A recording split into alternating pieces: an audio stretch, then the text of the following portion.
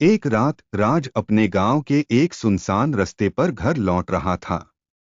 रास्ते में एक पीपल का पुराना पेड़ था, जिसे लोग श्रापित पेड़ कहते थे। कहा जाता था कि उस पेड़ के नीचे रात को रुकना अपना खत्म करने के बराबर है, क्योंकि वहां एक आत्मा रहती थी। राज ने कभी इन बातों पर विश्वास नहीं किया, लेकिन उस रात उसने पेड़ के पास से गुजरते हुए एक औरत को देखा।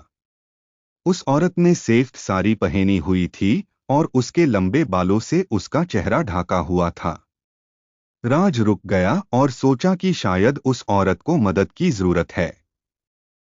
बहन जी, आप यहाँ इतनी रात को क्या कर रही है?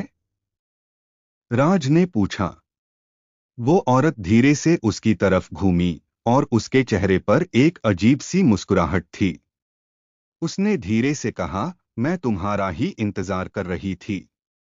ये सुनते ही राज का दिल तेज धड़कने लगा। उसने पलटकर भागना शुरू किया, लेकिन जितना तेज वो भागता, उतनी ही तेज वो औरत उसके करीब आ रही थी। पीछे से उसकी चीख की गुनगुनाहट राज के कानों में गूंज रही थी। आखिरी पाल में राज ने उस औरत की तरफ देखा और देखा कि वो उसके बिल्कुल सामने है। राज की चीख सुनाई दी और उसके बाद वहां सिर्फ खामोशी रह गई।